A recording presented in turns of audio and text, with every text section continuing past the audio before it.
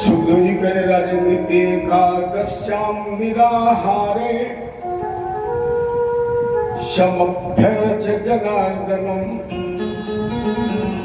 स्नातुम नंदस्तु कालिंद्याम द्वादश्याम जलमाविशत। एकादशी का निराहार व्रत किया। अब हमें आपको ध्यान देना है कि महाराज से पहले एकादशी क्यों जरूरी है। गोवर्धन से जब इंद्रियां हष्ट पुष्ट हुई तो ये भागे ना, इसलिए एकादशी का व्रत। केवल एकादशी का ये व्रत नहीं है जो महीने में हम आप 2 बार करते हैं। ये एकादशी तब पूर्ण होगी जब हमारी एकादशी पहले शरीर में पूर्ण हो, और वो एकादशी 5 कर्मेंद्री, 5 ज्ञानेंद्री और 1 मन। इन एकादश इंद्रियों का दमन कर लेना, इन एकादश इंद्रियों को जीत लेना, इन एकादश इंद्रियों को वामुखी के स्थान पर अंतर्मुखी बना लेना ही एकादशी है। और जब हम इंद्रियों को वामुखी के स्थान पर अंतर्मुखी बना लेंगे तो फिर इंद्रियों पर ब्रेक लगेगा कि नहीं लगेगा।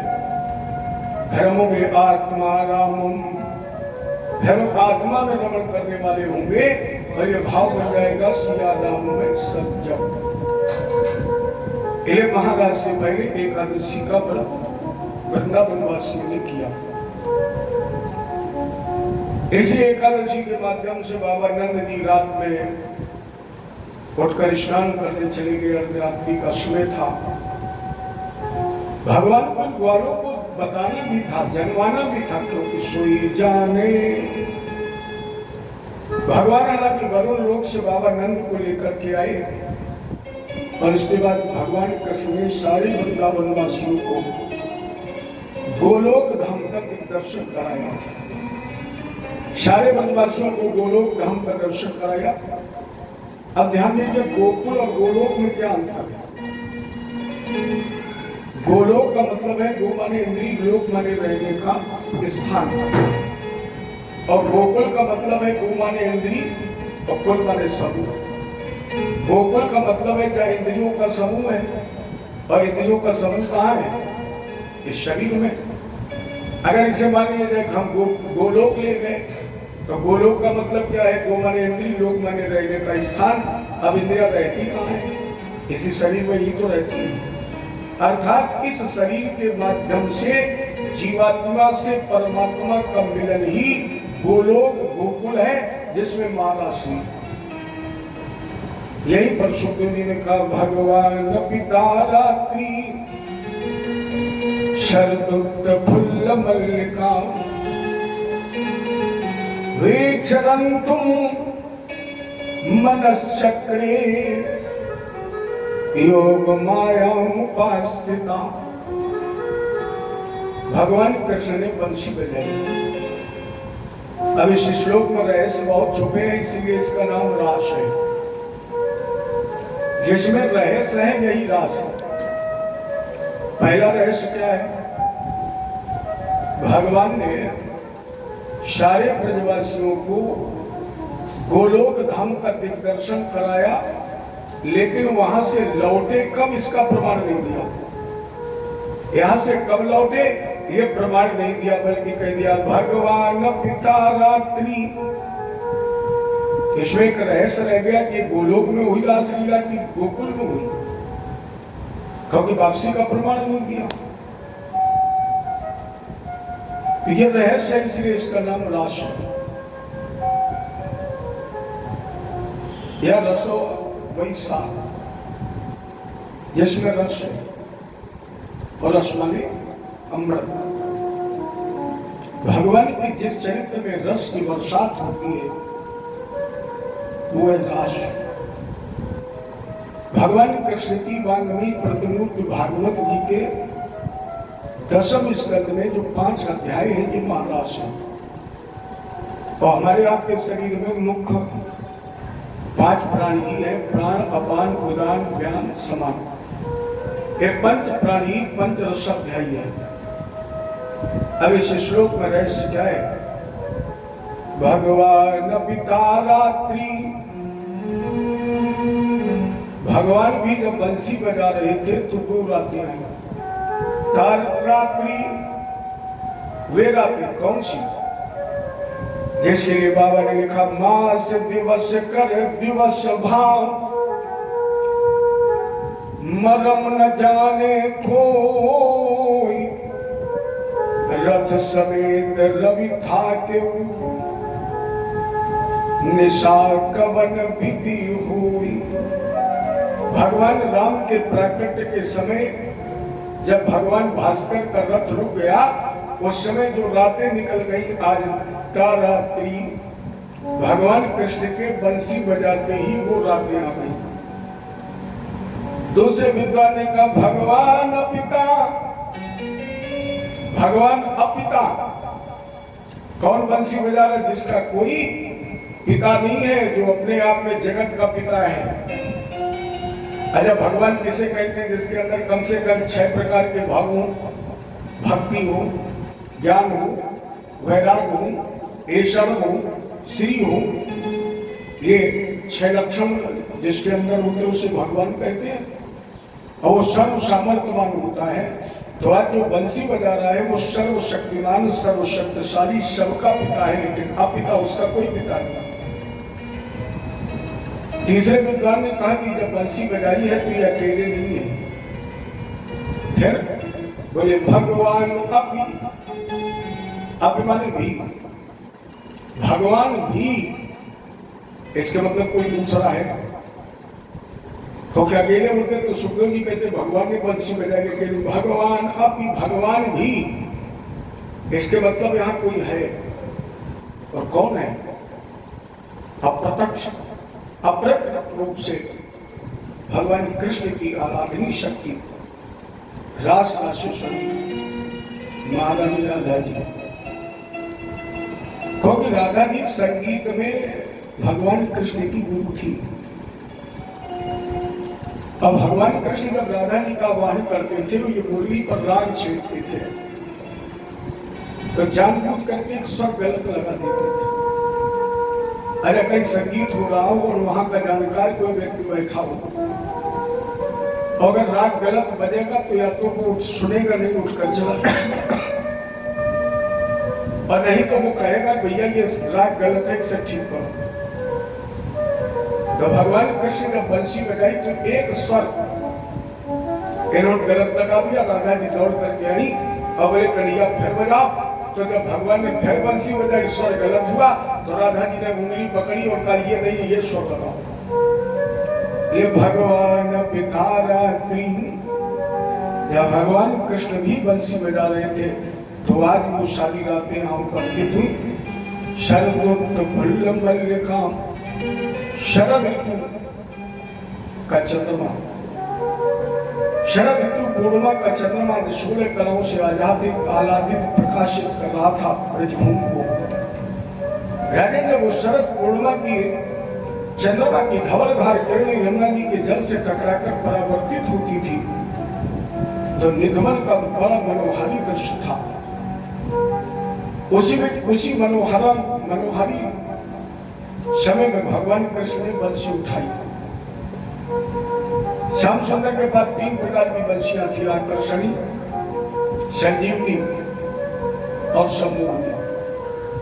आज भगवान कृष्ण ने सम्मोहनी बंसी उठाई, होठों पर रखी सब झुका। योग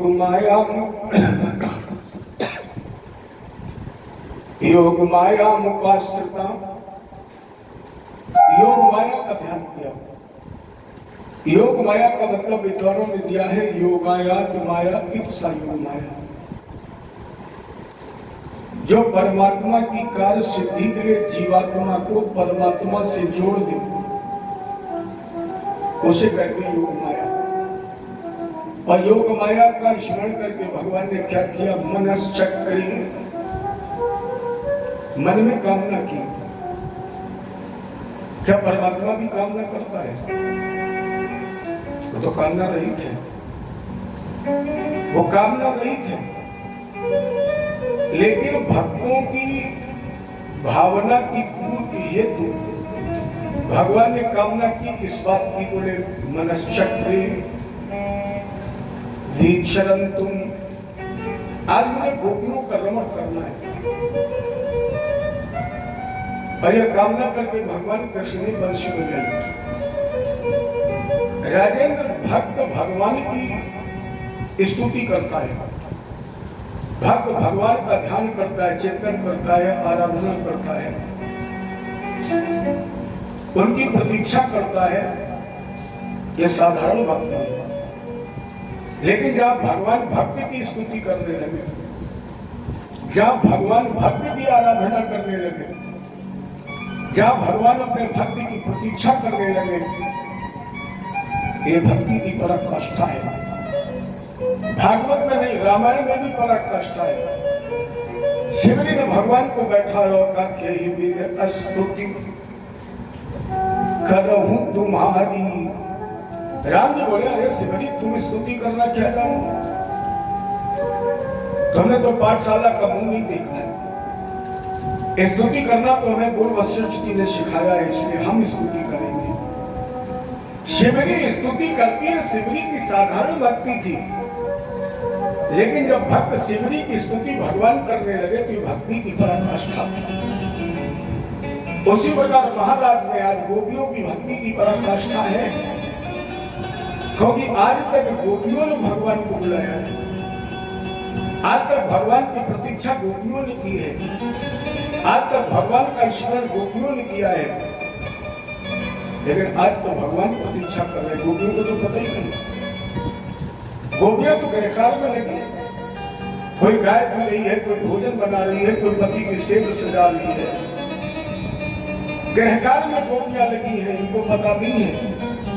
लेकिन आज उन गोपियों की प्रतीक्षा स्वयं भगवान कर रहे हैं।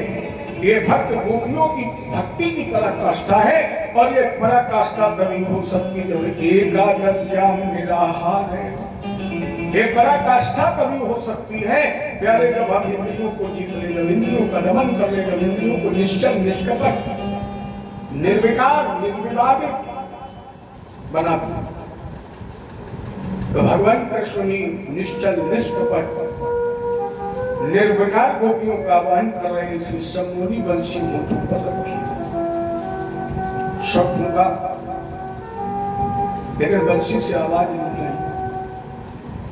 भगवान ने थोड़े आवेश से उस बंसी को मुठों से हटाया, दोनों हाथों में पकड़ा, तोड़ना चाहते थे। बलदेवी प्रकट हो गई, बोले कन्हैया इसे तोड़ना नहीं तो मुझे दोष लग जाएगा, लोग क्या कहेंगे। भगवान कृष्ण ने कहा, बलदेवी मैंने इस बंसी की कितनी सेवा की है। यहाँ पर सुंदर श्रृंगार रस का वर्णन है।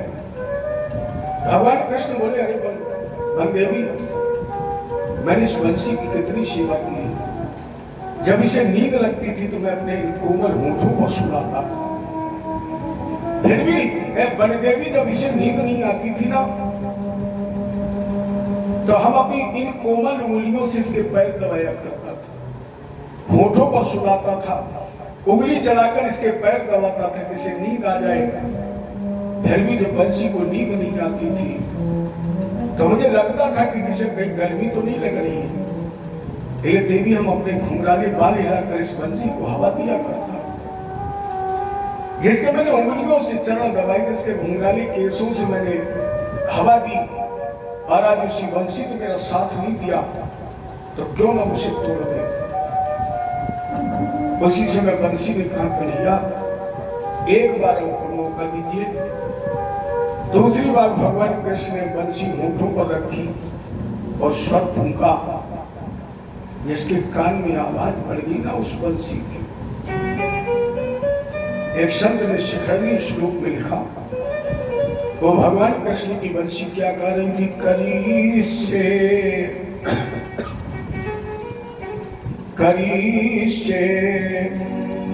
सम्मोहन शिव हरि रमेश भूषण सुरेशा स्वात्यागी देवो परिब्रह्मा पीपी के लाओ अशेषो शेषो वही जगति भुव भारम ममलवम हे विष्णु स्वामी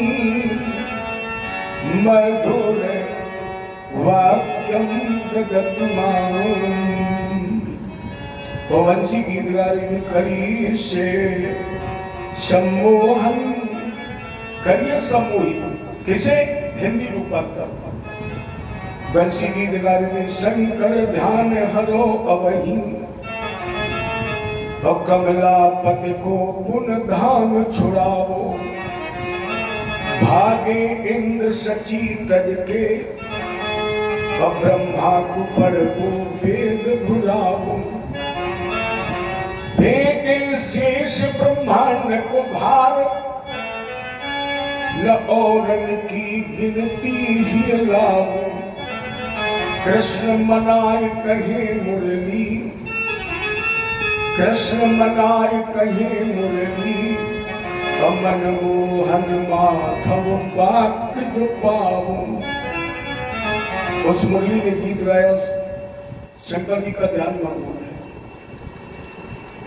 रमापति मैंने भगवान विष्णु लक्ष्मी को भूलना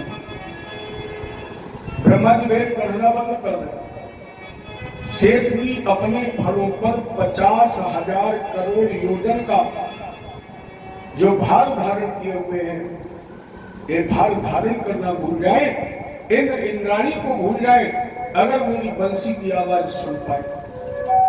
अब राजन विचार करो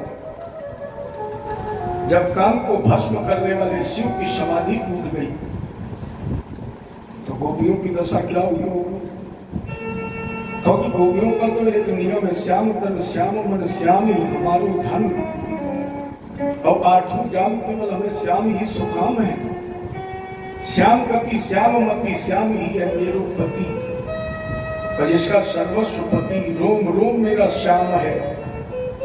और गोपियों ने जब बंसी की आवाज सुनी तो क्या दशा हुई लेकिन राजन इस रहस्य को समझने के लिए आपको 3 चीजें छोड़नी पड़ेंगी शरीर समाज और संसार। जब तक आप शरीर समाज और संसार में हैं इस मर्म को नहीं समझ सकते। अब जब 3 चीजें छोड़ दें तो हमें 3 चीजें पकड़ मिलेंगी और वो 3 चीजें भक्ति ज्ञान वैराग्य बिन छूटे न माया फन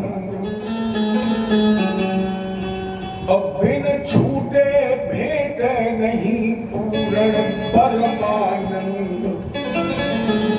जब तक आपके पास भक्ति ज्ञान वैराग्य नहीं होगी तब तक संसार समाज और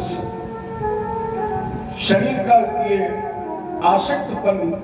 आसक्ति भाव दूर नहीं होगा और जब तक ये आसक्ति दूर नहीं होगी तब तक जीवात्मा को परमानंद की प्राप्ति असंभव है। अब इस रहस्य को समझने के लिए कुछ और करना पड़ेगा। पहले करिए प्रथम सुनो भागवत एक बार नहीं अतिशय जैसे रामायण की हर चौपाई मंत्र है आप जितनी बार पढ़ेंगे एक ही चौपाई पढ़िए जितनी बार आप पढ़ेंगे उतनी बार आपको नया अर्थ मिलेगा नया रस मिलेगा नया भाव मिलेगा नया आनंद मिलेगा। उसी प्रकार इस रास के रहस्य को समझने के लिए हमें आपको भागवत जी सुननी पड़ेगी और भागवत सुनने के लिए क्या करें सबसे पहले जाए किसी गुरु की शरण में ज्ञानी गुरु की शरण में जाए और ज्ञानी गुरु की शरण के माध्यम से नवधा भक्ति को प्राप्त करें क्योंकि बगैर नवधा भक्ति इसको नहीं समझा जा सकता क्योंकि इसका रहस्य एक बात से दोहरी ज्ञान असत सत जान वो ज्ञान झूठा हो सकता है बहुतों का झूठा हो गया है क्योंकि ज्ञान में मिलता है अभिमान। ज्ञान असत सत जान वो, असत त्याग वैराग। त्याग और वैराग भी ये झूठा हो सकता है, बहुतों को वैराग हुआ और कुछ घटनाएं ऐसी घटी कि वो वैराग खत्म हो गया।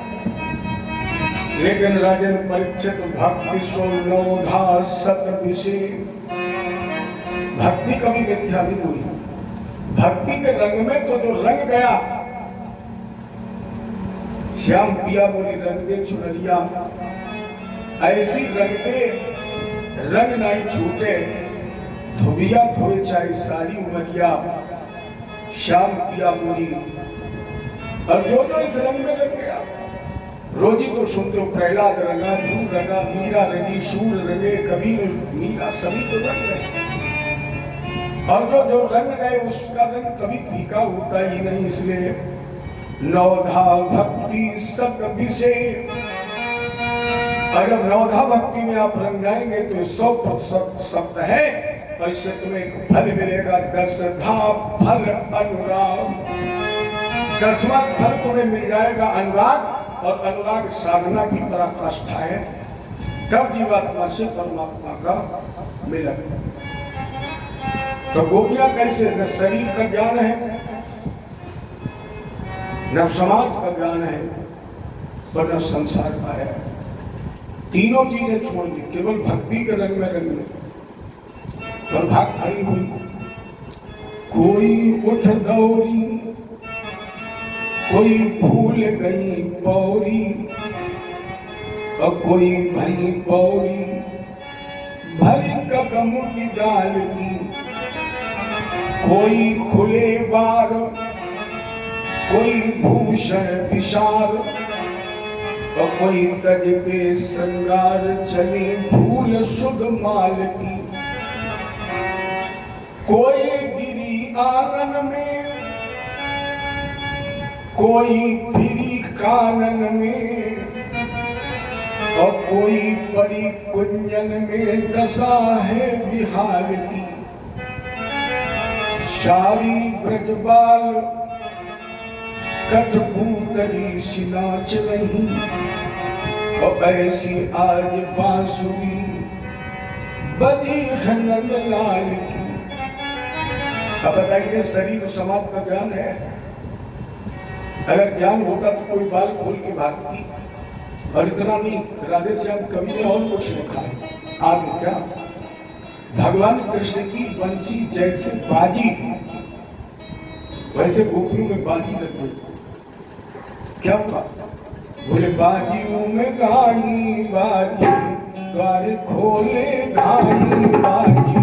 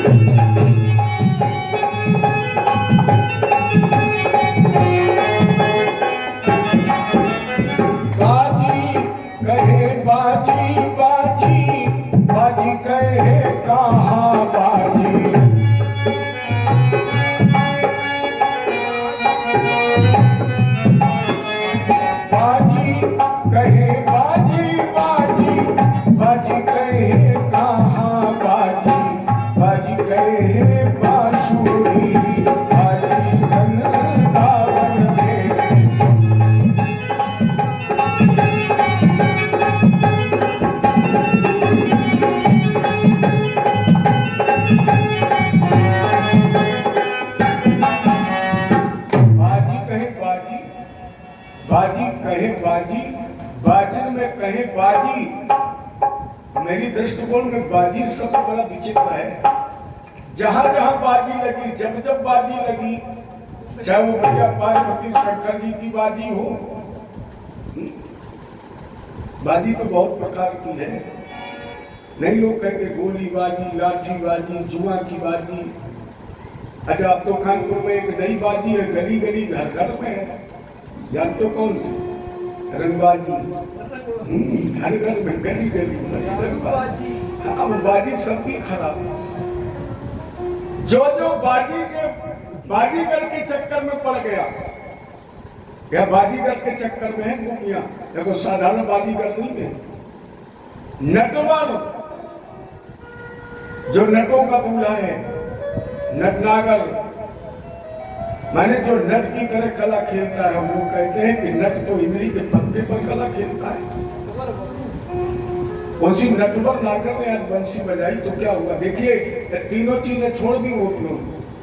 बाजी पर छोड़े भागी, कोई कोई गोपी अपने पति को छोड़ के भागी।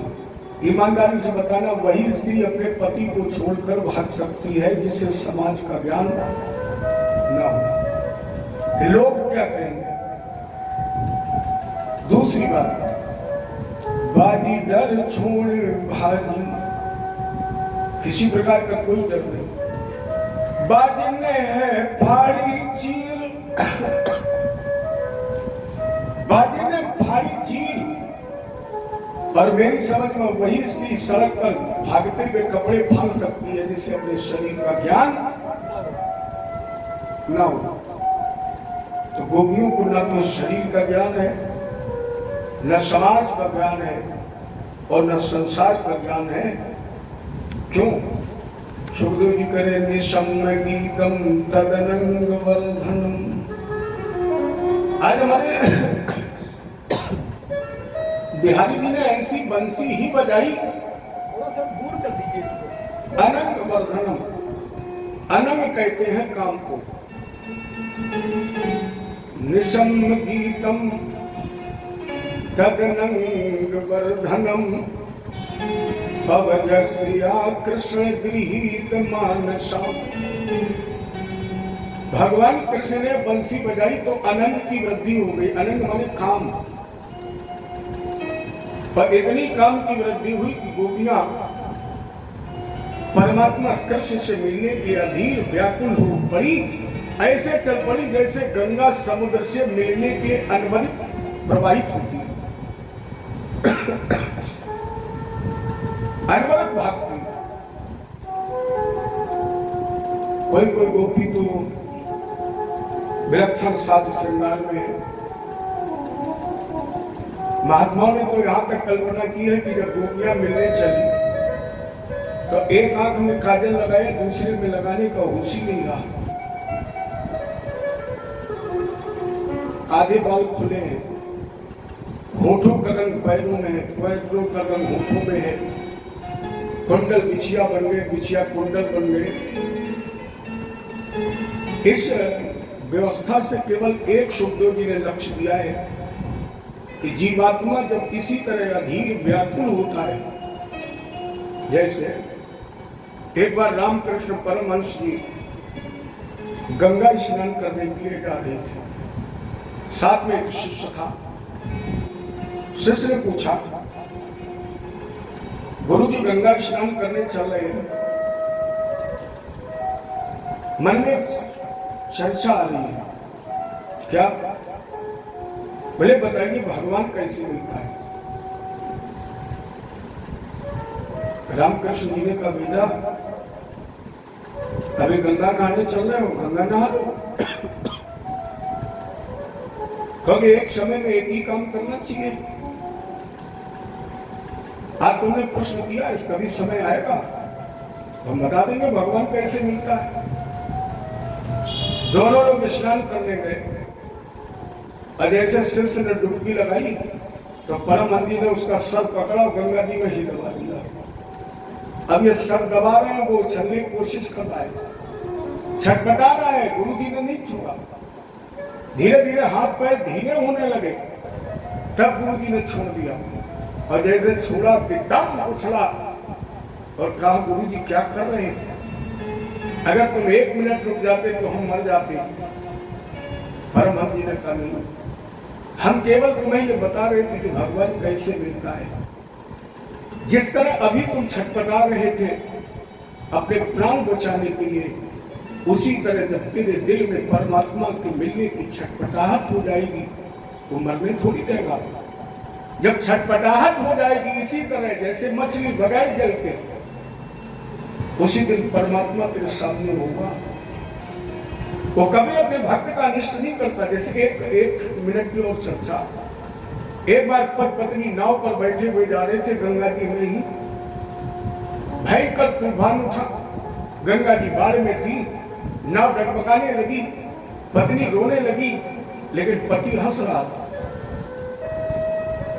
स्त्री ने कहा स्वामी तुम्हें भय नहीं लग रहा है? पति ने क्या किया, तलवार निकाली और पत्नी के सर पर रख दी। पत्नी हंसने लगी, कहा तू हंस रही, मैं तुझे मारने जा रहा हूं। पत्नी ने कहा मुझे विश्वास है स्वामी तुम मुझे मार नहीं सकते। क्यों? बोले तुम मुझे प्राणों से ज्यादा चाहते हो। पति ने कहा इसलिए मैं मुस्कुरा रहा हूं, मुझे विश्वास है मेरा भगवान मुझे मार नहीं सकता है, क्योंकि जितना हम तुमसे प्यार करते हैं उससे ज्यादा कहीं मेरा परमात्मा मुझसे प्यार करता है, वो मार सकता है। तो मछली की तरह जब छटपटाहट, और वही गोपियों को छटपटाहट हो गई, सब कुछ भूल गई, भगवान से मिलने के लिए चली। हमारे बिहारी जी ने देखा, दोनों हाथ जोड़े बोले स्वागतम वो महाभागा प्रियम किम करिवाणिवाम ब्रजस्य नामयम कश्चिद ब्रूता गमनम कारणम। आइए प्राण की गोपियों तुम्हारा स्वागत है। लेकिन ये विलक्षण भेष, विलक्षण श्रृंगार, विलक्षण स्थिति, यहाँ तुम्हारे आने का कारण क्या है? अरे देवियों, इस तरह तो तब कोई भागता है जब अचानक कोई संकट आ जाए, कोई आपत्ति आ जाए। और अगर कोई संकट और आपत्ति नहीं है, अकारण आई हो, तो तुरंत लौट लो। देखो भगवान ने एक वाक्य से काम को मार दिया। ये काम को भी भरोसा नहीं था, ये गोपियों का भी विश्वास नहीं था। कृष्ण बुलाने के बाद इतनी बेरहमी से कह देगा लौट जाओ। भगवान ने कहा अगर अकारण आई हो तो वापस चली जाओ। गोपियां ठगी की ठगी रह गई। 1 मिनट भगवान ने प्रतीक्षा की और बोली गोपियों क्या तुम निधवन का मनोहारी दृश्य देखने आई हो? और अगर इस मनोहारी दृश्य का अवलोकन करने आई हो तो देख लिया है, न देखा हो तो जल्दी देख लीजिए, रात है लौट जाओ। फिर भी गोपियां अपने स्थान से नहीं हिली। भगवान ने कहा तुम्हें देखकर ऐसा लग रहा है कि कहीं तुम्हारा झगड़ा तो नहीं हो गया, कहीं पति पुत्र भाई से लड़कर तो नहीं आई हो, तो अगर झगड़ा हो गया है तो भी लौट जाओ। क्योंकि स्त्री को एकांत में रात्रि के समय पर पुरुष के साथ निवास नहीं करना चाहिए। देखो कितनी भी पवित्रता से स्त्री पर पुरुष के साथ एकांत में निवास करे, समाज के देखने वाले लोग उस पर दोष लगा ही देंगे। ले लौट जाओ। मैंने भगवान बिल्कुल पानी पी पी के काम का दमन कर रहे। फिर भी जब गोपियां नहीं हिली तो भगवान उपदेश करने लगे। गोपियों दुशीलो दुर्भगो वृद्धो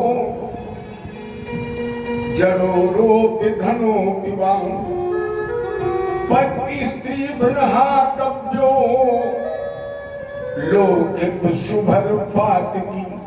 वो भी पति कैसा भी हो, वृद्ध हूं, रोगी हूं, जोड़ी रोगी हूं, पापी हूं।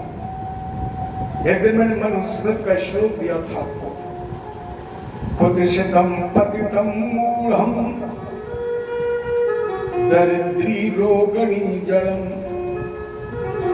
कुल्या विष्णु तुल्यम चा कांतम पश्यति तम संततम। पति कैसा भी पापी, रोगी, कामी, विषयी, जड़, मूक, बधिर कैसा भी हो, प्रारब्ध बताकर तुम्हें पति ऐसा मिला है तो भी परमेश्वर है। और शायद ऋषिया जी ने मैया जानकी जी को यही शिक्षा भी दी है। एक ही धर्मो एक व्रत मेरा,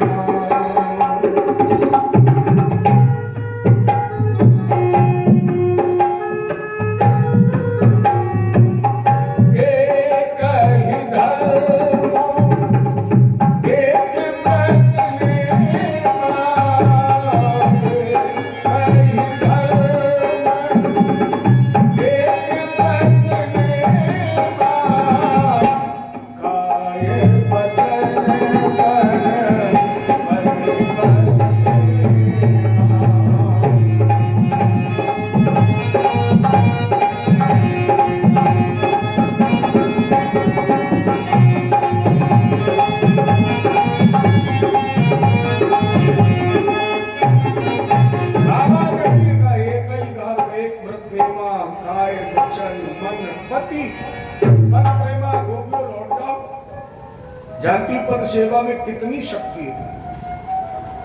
चलिए हम तुम्हें एक गोपियों कथा सुनाकर शिकर कर रहे हैं।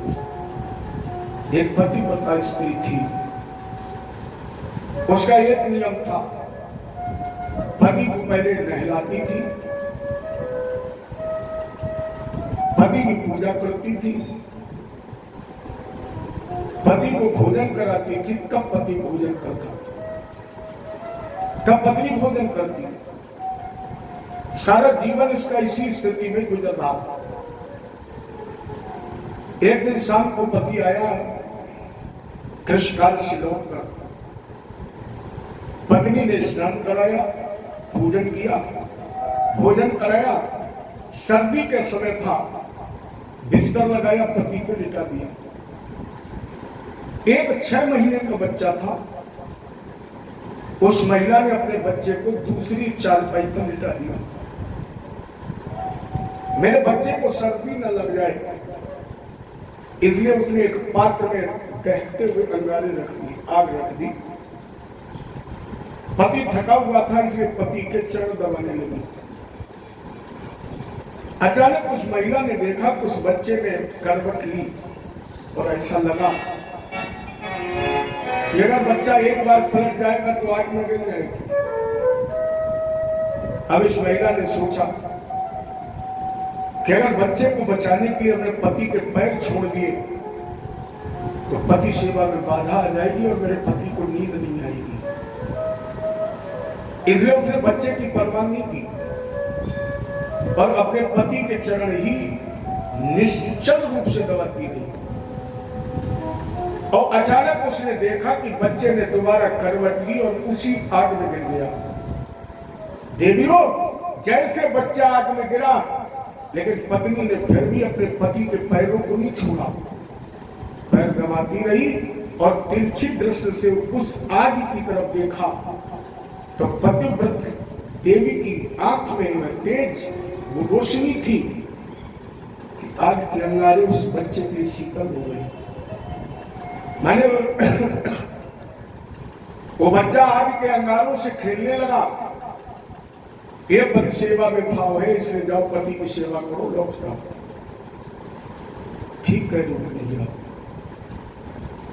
लौट जाऊंगी। लेकिन जिस महिला की कथा भी आपने सुनाई,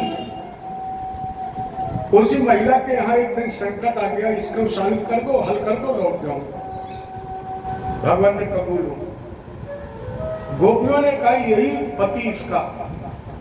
एक दिन कहीं विदेश जा रहा था, तो जाने से पहले उसने कमरे में अपनी मिट्टी की मूर्ति बनाई और कहा देवी जब तक मैं लौट करके ना जाऊं तब तक यही तुम्हारा असली पति है। इसी को स्नान कराना, इसी की पूजा करना, इसी को भोग लगाना। और इतना कहकर इसका पति चला गया। स्त्री उसी दिन से उस मिट्टी के पति को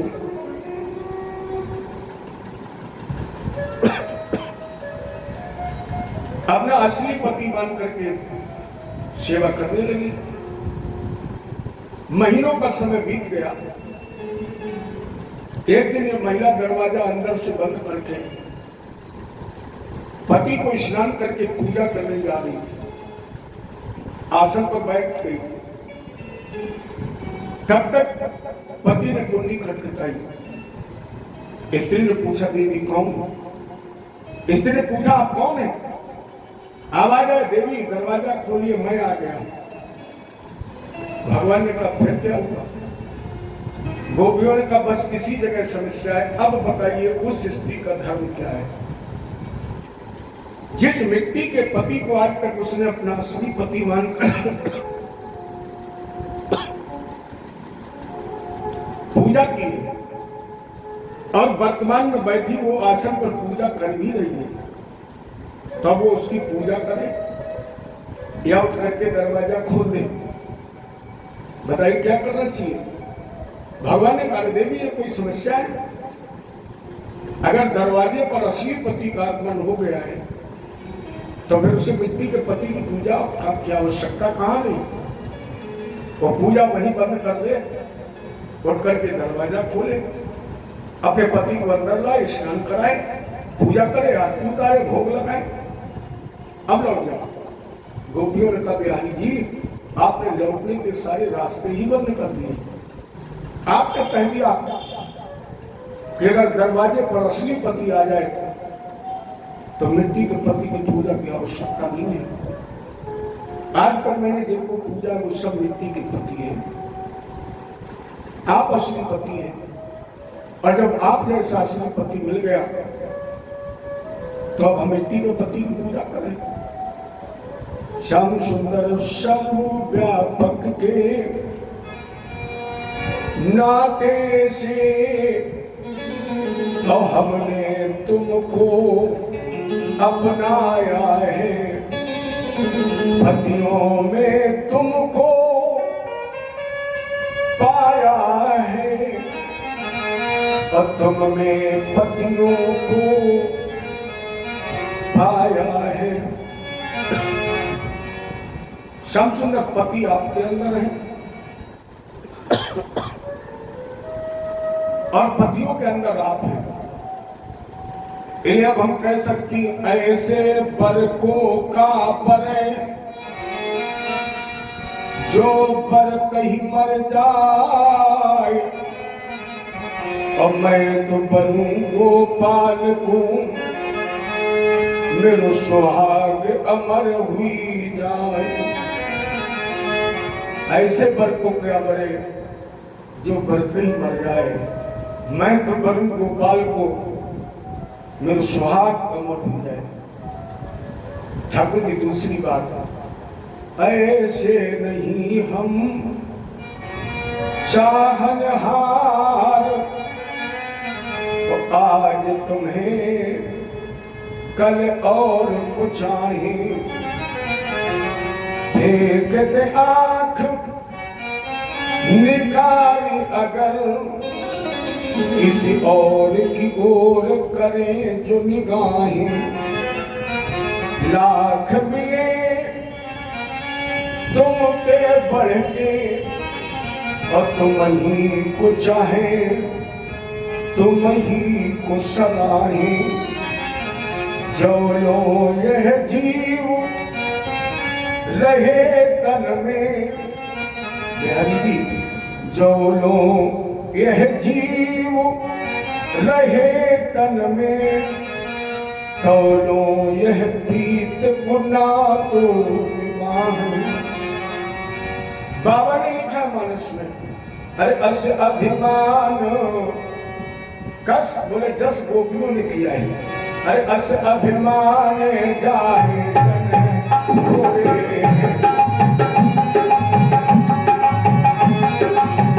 अस अभिमान जाए जन भोरे, मैं सेवक रघुपति पति मोरे।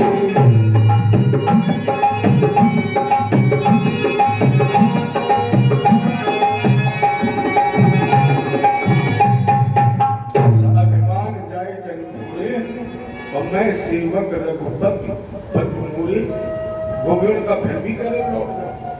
ठाकुर जी मुझे दास आ गया है,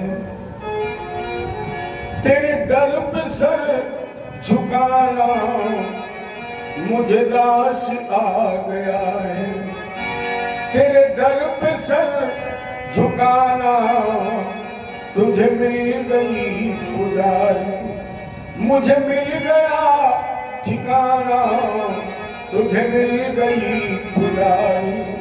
मुझे कौन जानता था, कौन जानता था मुझे संसार, मुझे कौन जानता था तेरी बंदगी से पहले, मुझे कौन जानता था तेरी बंदगी से पहले। अब सर जो झुक गया है, अब सर जो झुक गया है, आता नहीं उठाना तुझे मिल गई पुजारी, मुझे मिल गया ठिकाना।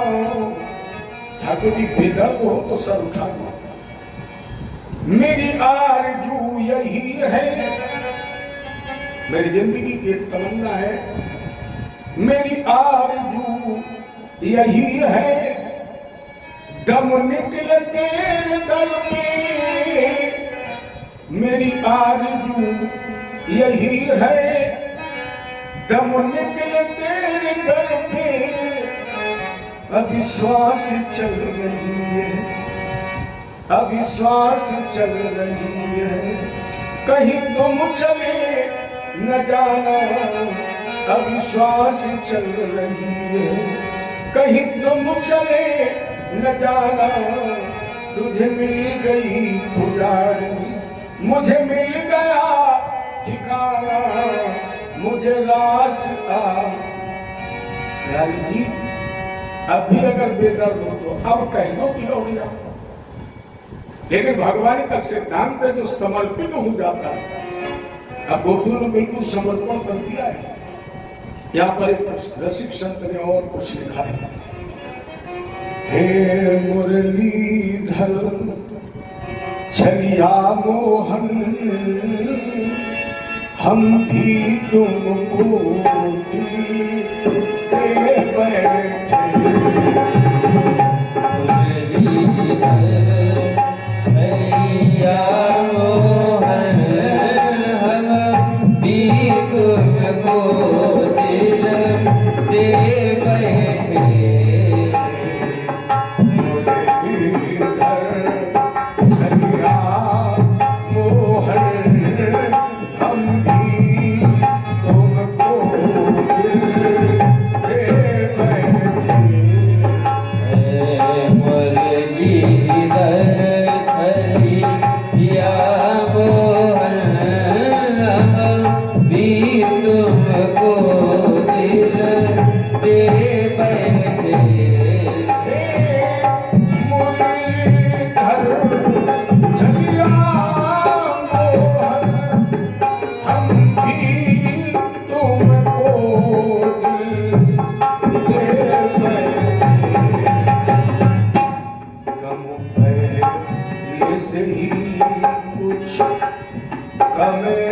न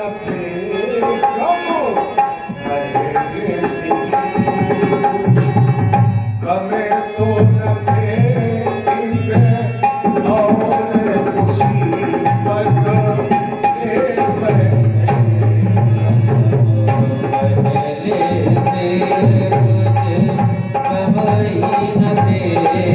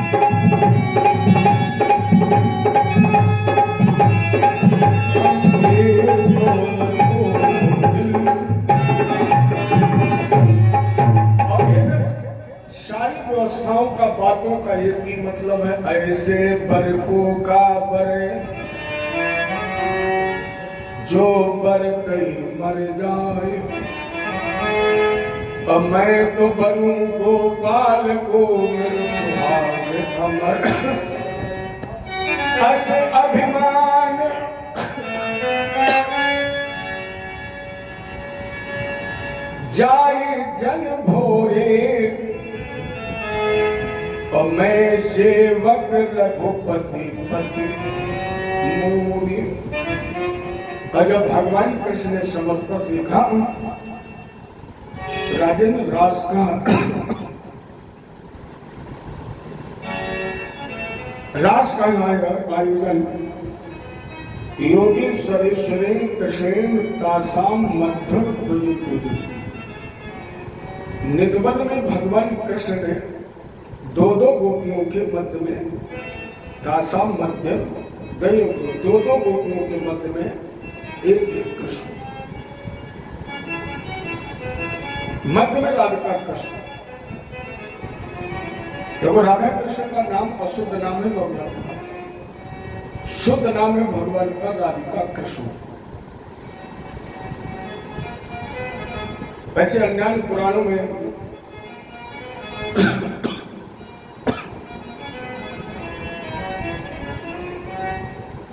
यह प्रमाण मिलता है कि राधिका कृष्ण का विवाह भी हुआ है, लेकिन ये विवाह गुप्त रूप से हुआ। अब प्रकट हुआ बरसात में भांडीर वन में, जिसमें पांडित्य कार्य किया है स्वयं मन में और कन्यादान किया है ब्रह्मा जी ने। ये विवाह अप्रकट है, जहां हुआ वहीं खत्म भी हो गया। ये अधिकांश इसकी चर्चा नहीं होती है। ये चर्चा मैंने इसलिए की, कहीं कहीं लोग ये भाव रखते हैं कि आखिर इनका नाम राधिका कृष्ण क्यों है। मत्स्य पुराण में भी एक कथा है और एक छोटा ग्रंथ है सर्वसुलभ विश्राम सागर। विश्राम सागर में भी इस विवाह की कथा है, इसलिए इनका नाम राधिका कृष्ण है। वैसे अपने यहाँ जो पूर्णांक है वो 108 को माना जाता है। अगर आप राधा को कृष्ण का अलग कर दें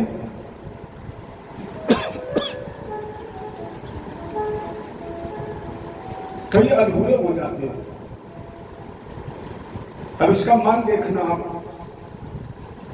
एक कागज पर आप राधिका लिखें और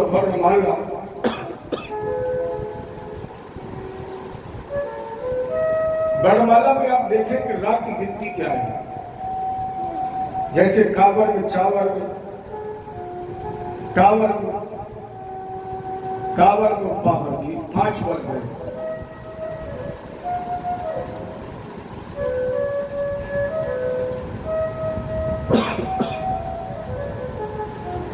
और हर वर्ग में 5 अक्षर है, 25, 27वां अक्षर है गा। इसके बाद बड़ी आती मात्रा घा, छोटी की मात्रा का और उसकी मात्रा। इन सभी अंकों को आप जोड़ करके देखना, राधिका का मान आएगा 54। और जब इसी तरह कृष्ण का मान निकालेंगे तो कृष्ण का भी मान आएगा 54। और जब हम 54 आपस में जोड़ देंगे तो कितने बनेंगे? 108। इसी प्रकार आप सीताराम जी का मान निकालें तो सीताराम जी का भी मान 108 है। मानिए पूर्णांक तभी बनता है जब 108 हो, इसलिए इनका नाम राधिका कृष्ण।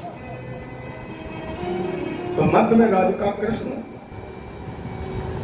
प्रारंभ हुआ रास। लेकिन भगवान कृष्ण ने जब गोपियों के साथ नृत्य प्रारंभ किया तो गोपियों को अभिमान आ गया। क्यों? बाबा मानस में लिखा है, को अस जन मां है जग माही, तो प्रभु का पाए आए मंदना।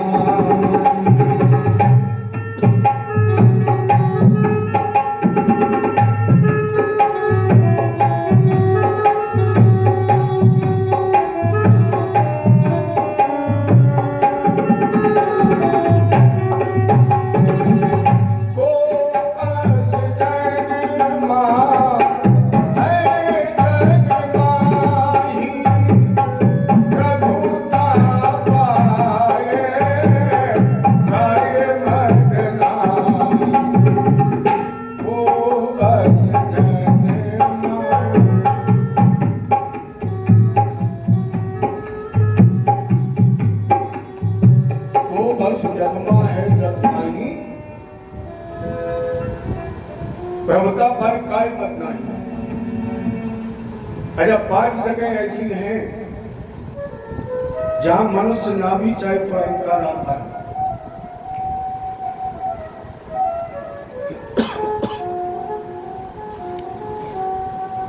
उसमें पहला स्थान है बाहुबल,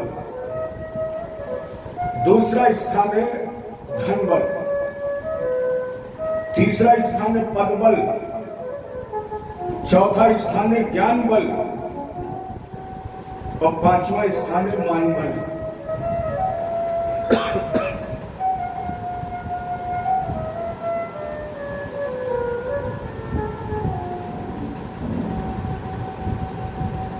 आप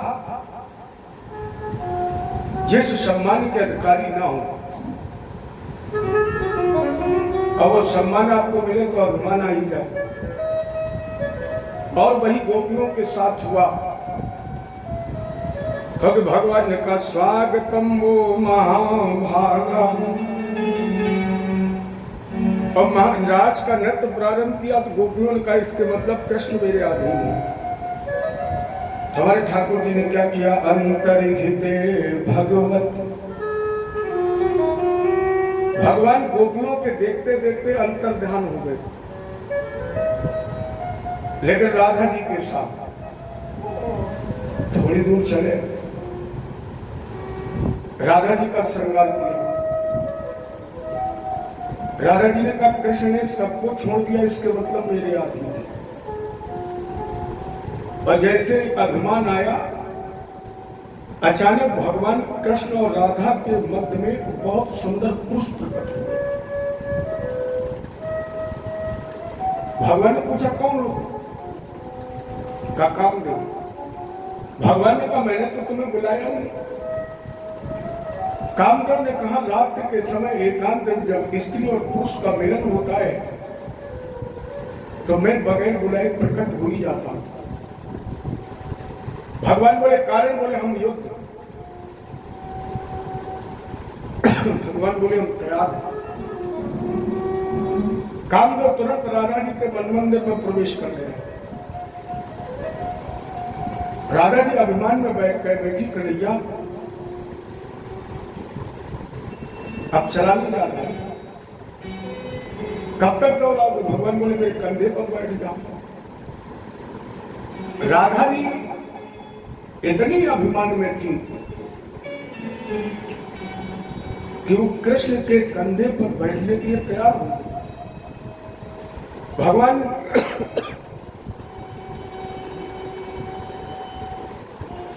खाली स्थान पर बैठ गए और जैसे राधा जी ने पैर उठाया तो अंतर्हिते भगवती शैशव ब्रजांगना, गोपियों को छोड़कर जैसे भगवान अंतर ध्यान हुए थे, राधा जी के सामने भी अंतर ध्यान हो गए। राधा जी धाम से गिर गई, बेसुध हो गई। लेकिन अब हम आप यहां विचार करें भगवान गए कहां है? क्या इनके जाने के छुपने के लिए कोई स्थान है? अब यहां सुखदेव जी और राजा परीक्षित के विचारों में, सुखदेव जी और बाबा गोस्वामी जी के विचारों में थोड़ा अंतर है। सुखदेव जी कह रहे अंतर्हिते, भगवान अंतर ध्यान हो गए। लेकिन बाबा क्या कह रहे हैं? हरि व्यापक सर्वत्र समाना, भगवान तो बराबर बराबर है। अयोग्यों की कहना अंतर्हिते, अंतर्हित का मतलब है जो साधक का अंदर से हित चाहता है। देखो भगवान कहीं गए नहीं कि जाने छुपने कोई जगह है। स्थिति बिल्कुल ऐसी है जैसे पूर्णमासी का चंद्रमा निकले और थोड़ी देर बाद घटाएं उठे, बादल उठे तो चंद्रमा दिखाई देना बंद हो जाता, कहीं चला जाता है। चंद्रमा अपने स्थान पर ही रहता है। लेकिन घटाएं गिरी होने के कारण दिखाई नहीं पड़ती है। लेकिन उसी तरह कृष्ण रूपी चंद्रमा अपने स्थान पर माने गोपियों राधादित्य मन मंदिर रूपी आकाश में निकला तो है, लेकिन जब अहंकार रूपी घटाएं गिरी तो चंद्रमा रूपी कृष्ण उसी अहंकार की घटाओं के पीछे छुप गया। इधर सुखदेव जी ने कह दिया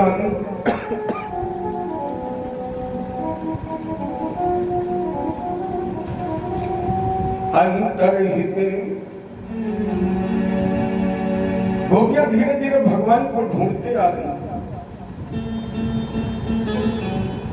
आगे राधा जी पड़ी थी अन्या आराधको नूनम भगवान हरीश्वरम यन्नो विहाय गोविंदा प्रेतो यामनि यद्रह। बस इसी श्लोक में अप्रकट रूप से राधा जी का नाम है पूरी भागवत में, और कहीं नहीं अप्रकट है, लेकिन उसे लोगों ने प्रकट कर दिया। अन्या आराधितो राधा शब्द ऐसे। अब आगे राधा जी हैं और पीछे गोपियां हैं, भगवान को ढूंढ रही हैं, लेकिन बस ध्यान इतना ही रखना है ढूंढने से वो मिलता नहीं है, क्योंकि इनके लिए अंदर है। राधा जी ने कहा हे अशोक हर शोक मन मेरे पियहि बताओ, राखे कहाँ छुपाए ब्रजनंदन हमें बताओ। ये अशोक की वृक्ष। अशोक का मतलब है आ माने नहीं, शोक माने दुख। जिसकी शीतल छाया में जाने से दुख का हरण हो जाएगा, जो कष्टों का निवारण करता है उसे ही तो अशोक कहते हैं। आज मेरे कष्ट दुख का कारण कृष्ण है, मेरा पद मुझे पता बताओ। लेकिन कोई उत्तर नहीं मिला। गोपियां आगे बढ़ी, चंदन कमल खड़ा था। राधा जी ने कहा हे चंदन जग के बंधन जग के चरण जुड़ाओ, और देखे कहूँ श्याम तो हमें आज बतराओ। ये चंदन की वृक्ष मैंने सुना है कि लोग तुम्हें अपने मस्तक पर धारण करते हैं तो आप उन्हें शीतलता प्रदान करते हैं। आज कृष्ण की विरहाग्नि में मैं जल रही हूं, मेरे लिए चंदन तो कृष्ण ही है, उसका पता बताइए। लेकिन कोई उत्तर नहीं मिला। कभी तुलसी से पूछती है, कभी पशुपक्षियों से पूछती है, और रोते रोते यमुनापुरी पर पहुंची।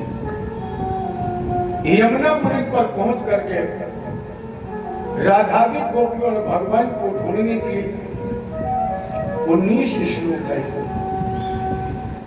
जिन 19 श्लोकों को हम आप गोपी गीत के नाम से भी जानते हैं। सुखदेव जी कहते हैं राजन जो गोपी गीत का नृत्य पाठ करता है तो मैं कृष्ण की कृपा का निश्चित पात्र होता कृपा पाऊंगा। चलिए समय के साथ हम आप भी उस गोपी गीत के एक दो श्लोक गाएंगे। जयति तेधिकं जन्मना ब्रजा श्रयते इंदिरा शश्वतहि दयति दृश्यताम्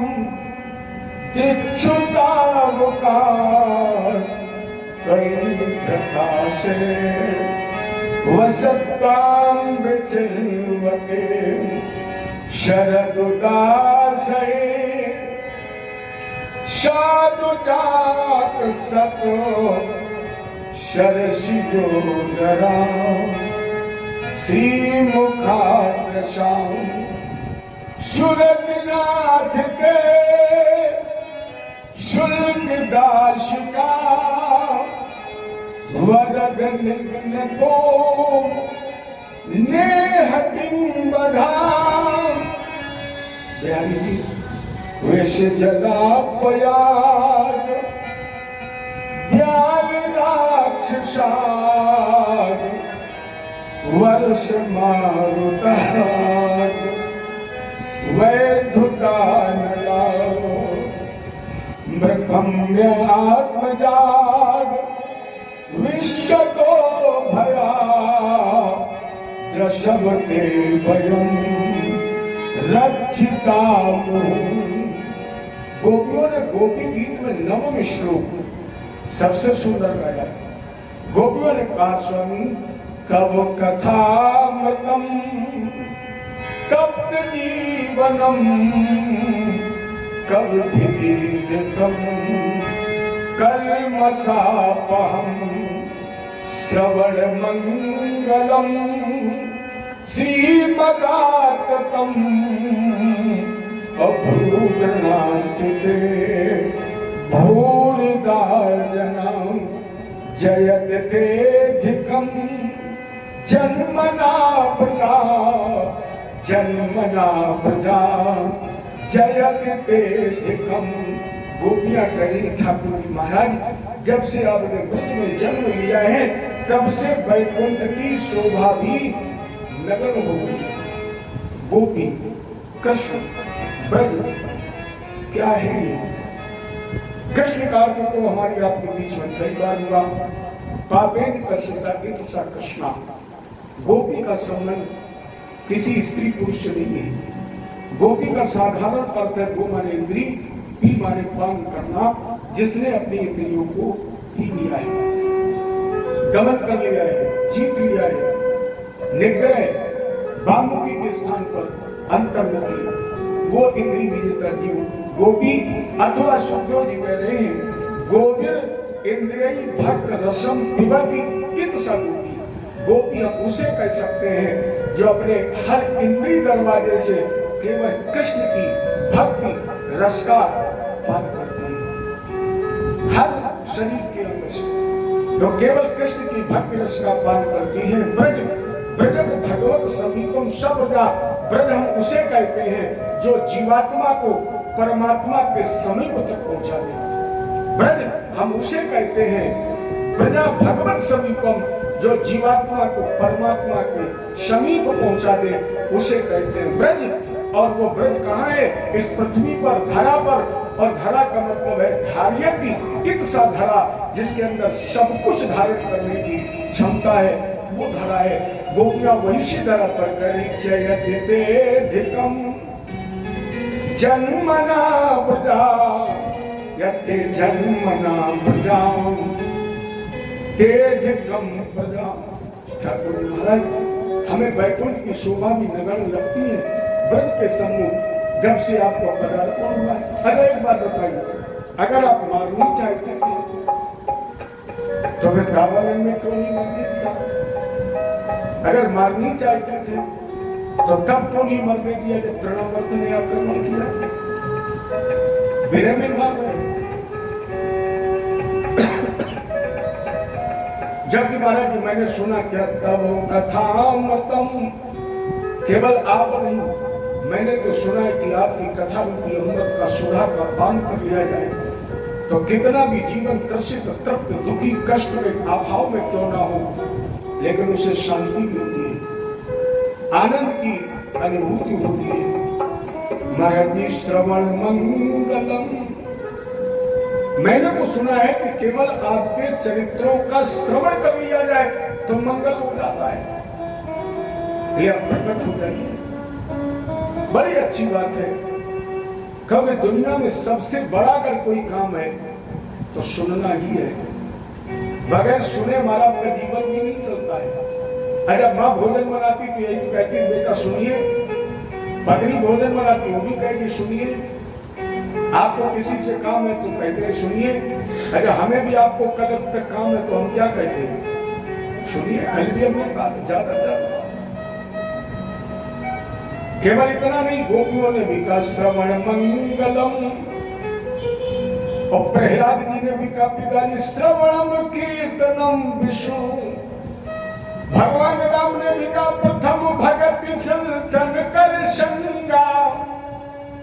वहां भी सुन नहीं है, और बाबा ने कहा सुनना सरल नहीं है, बोलना सरल है, सुनना सरल नहीं, क्योंकि श्रोता वक्ता ज्ञान निध। वक्ता बड़ा नहीं है, श्रोता बड़ा है। अगर वक्ता बड़ा होता तो लोग कह देते वक्ता श्रोता, लेकिन बाबा ने कहा श्रोता वक्ता, श्रोता बड़ा है, मैंने सुनना ज्यादा जरूरी है, सुनना बहुत बड़ा है। और वहां की भाषा में, यहाँ की भाषा में भी श्रोता बड़ा है। बोलने वाला एक होता है और सुनने वाले बड़े होते हैं। हम अकेले बोलते हो, आप लोगों ने तो न जाने कितनों को सुना है। संख्या में ही नहीं बढ़े, आप पदबल में भी बढ़े हैं।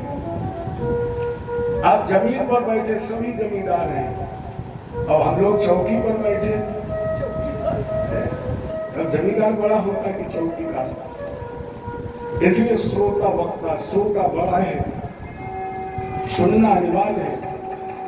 वही गोपियां करे श्रवण मंगलम। और इतना कहते कहते गोपियों के कंगन बहने लगे। इति गोप्या प्रगायन्ति प्रलपन्तश्च चित्रधाम रुरुदो शुशुरं राजन् कृष्ण दर्शन लालसा।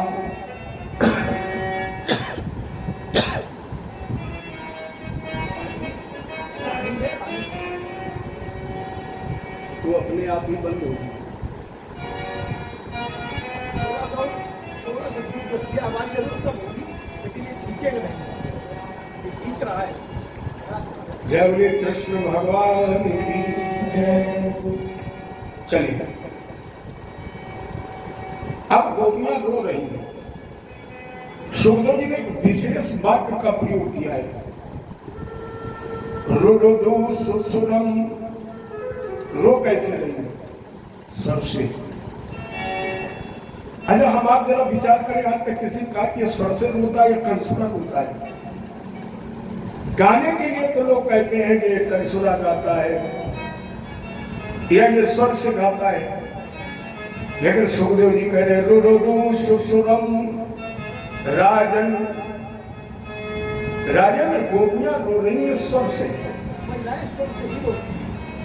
क्यों स्वर से रोती है? इसका कारण है कृष्ण दर्शन लालसा। भगवान कृष्ण की दर्शन लालसा में रो रही, इसलिए स्वर का प्रयोग है। देखो, संसार में संसार के लिए रोना कंसुरा है, लेकिन जो ईश्वर में ईश्वर के लिए रोता है, उसका रोना स्वर से है। कभी परीक्षण करके देखना, जो संसार के लिए रोएगा उसकी आंखें लाल होंगी, मुंह खुल जाएगा, चेहरा लाल हो जाएगा। लेकिन जब भगवान के लिए व्यक्ति रोता है तो होंठ मुस्कुराते हैं और आंख रोती है, नेत्र ठंडे होते हैं, श्वेत और बहते हुए नेत्रों से शीतलता मिलती है। आवाज तो उसमें होती नहीं, क्योंकि रामायण भी व्यक्ति पढ़ता है, जब भाव में रोता है तो होंठ मुस्कुराते हैं और आंसू बहते हैं। तो गोपियां तो मुस्कुरा रही हैं, लेकिन अश्रु बह रहे हैं। इसलिए सुखदेव जी कह रहे रुरुदु सुसुरम राजन कृष्ण दर्शन लालसा। रोने लगी।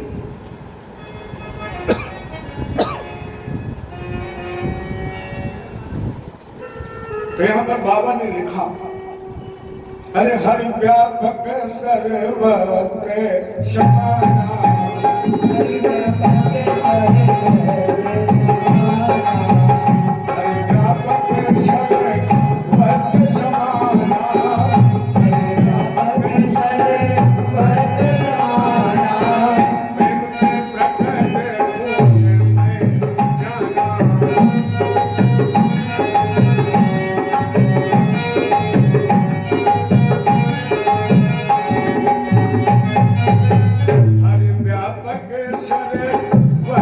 समाना,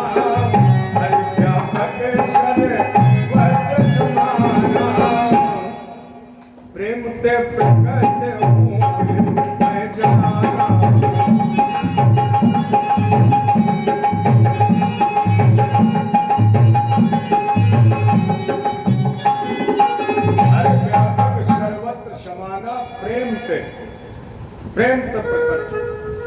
एक संत ने अभाव दिया, बांधा था द्रौपदी ने तुम्हें चार तार में, बांधा था द्रौपदी ने तुम्हें चार तार में, खूब जान लिया बांध के तो पुष्पहार में, बांधा था द्रौपदी ने तुम्हें चार तार में, खूब जान लिया बांध के तो पुष्पहार में, बांधा था प्रेम डोर में, किसने? वृंदावन प्रेम डोर से बांधा था तुम्ही को, वृंदावन प्रेम डोर से बांधा था तुम्ही को, बांधा था तुम्ही को, बांधा था तुम्ही को। रघुभान किशोरी ने लिया बाल प्यार में, रघुभान किशोरी ने लिया बाल प्यार में, खूब जान लिया बांध के पुष्पहार में, बांधा था द्रौपदी ने तुम्हें चार तार में, खूब जान लिया बांध के पुष्पहार में, बांधा था तुम्हें साग खिला भक्त विदुर ने, महात्मा विदुर ने, बांधा था तुम्हें साग खिला भक्त विदुर ने, भक्त विदुर ने, भक्त विदुर ने, घर का नशुआ राम की पुकार में, घर का किसको पढ़ाती? तोते। घर का नशुआ राम पढ़ो की पुकार में, बांधा था द्रौपदी ने तुम्हें चार तार में, खूब जान लिया बांध के पुष्पहार। वही बाबा लिख रहे हैं, प्रेम तब प्रकट हुई में जाना, जैसे गोपियां रोई तो रासोत्सवो संप्रवत्तो गोपी मंडल मंडिता, जैसे बादलों के नष्ट होने पर चंद्रमा प्रकट होता है, उसी तरह राधाधिक गोपियों के मन मंदिर में जो अहंकार रूपी घटाई गिरी थी, इन्होंने बरसना प्रारंभ किया, अहंकार बह गया, भगवान अपने आप प्रकट हुए, और अब जब प्रकट हुए तो फिर वही योगेश्वरेण कृष्णेन अत्तासाम मध्य फिर वही निधवन में एक घेरा बना, दो दो गोपियों के बीच में एक कृष्ण, मध्य में राधिका कृष्ण, अभी तक हुई रास और अब होने जा रही है। अरे रास रचो है, रास रचो है, यमुना के तट पर रास रचो है, रास रचो है, रास रचो है, यमुना के तट पर रास रचो है, रास रचो है, रास रचो है, यमुना के तट पर रास रचो है, रास रचो है, रास रचो है, यमुना के तट पर रास रचो है। गोपी बने वाले नाचे नाचे बाबा नंद, गोपी नाचे वाले नाचे नाचे बाबा नंद, मन मोरा बन गया सखी पावन वृंदावन।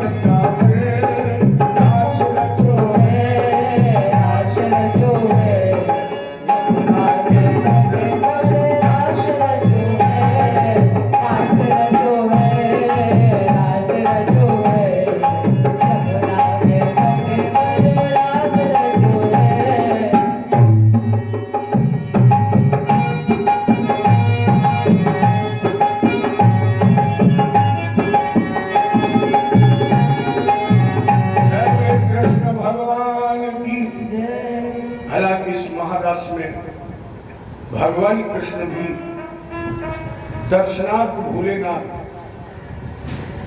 गोपेश्वर के रूप में पधारे। भगवान ने उनका तिलक दिया, यहीं पर गोपेश्वर की उपाधि दी और भगवान ने एक दंड भी दिया है, आप गोपी बन करके आए हैं, लेकिन आज के बाद ब्रज में आने वाले हर भक्त को तुम्हें इसी रूप में दर्शन देना होगा। आज भी सूर्यास्त के समय भगवान शंकर का श्रृंगार गोपी के रूप में ही होता है। प्रत्येक रात विधवन में आज भी भगवान कृष्ण राधा जी के साथ महाराज का नृत्य करते हैं। भोलेनाथ यहाँ पधारते भी हैं। हालांकि राजा परीक्षित ने एक प्रश्न किया है, महाराज ये धर्म संस्थापनाए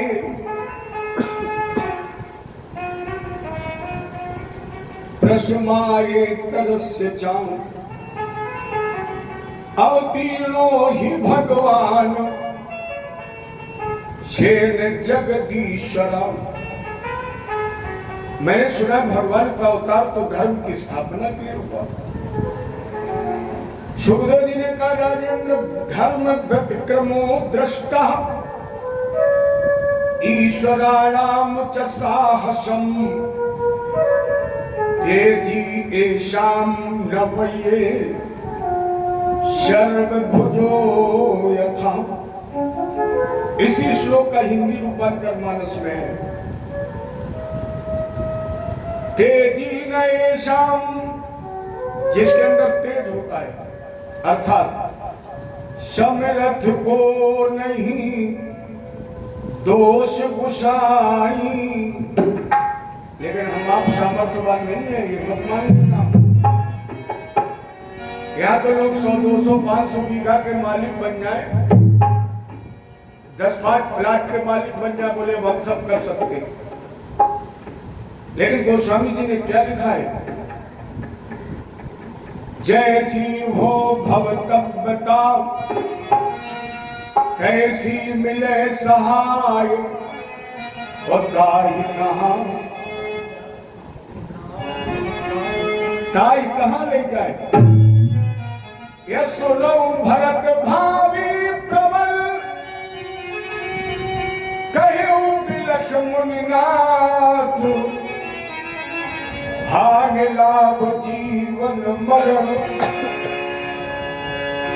यस अपयस बुद्धि हाथ। ये 6 काम हमारे आपके हाथ में नहीं है, ये हम सामर्थ्यवान नहीं है।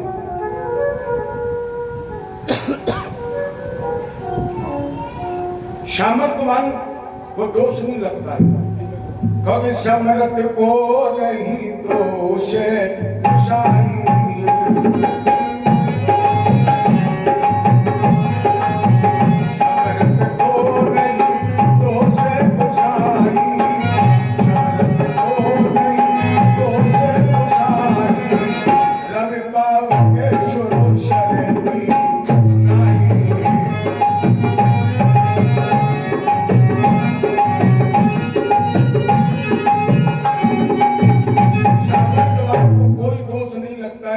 सामर्थ्य भगवान भास्कर प्राचीन देश में प्रकट होते हैं कि किरणें, इनका प्रकाश, इनका तेज पवित्र अपवित्र दोनों स्थानों पर पहुंचता है।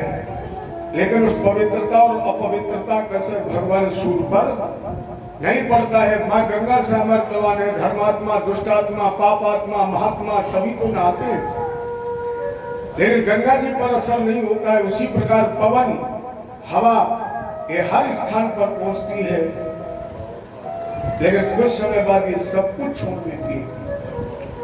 उसी प्रकार भगवान कृष्ण सामर्थ्यवान है, इसे किसी प्रकार का कोई दोष नहीं लगता है। यानी भगवान कृष्ण ने गोपियों को जो चीर हरण के समय वरदान दिया, उस वरदान की पूर्ति की। क्योंकि सब पूर्व जन्म के ऋषि हैं, संत हैं, इन्हें वापस कर दिया। इस प्रसंग में 19 श्लोक, क्यों 19 में एक जीव है, 9 ब्रह्म है। क्योंकि दो ही तो है यहाँ, राधा और कृष्ण दो ही है। वेद कृष्ण है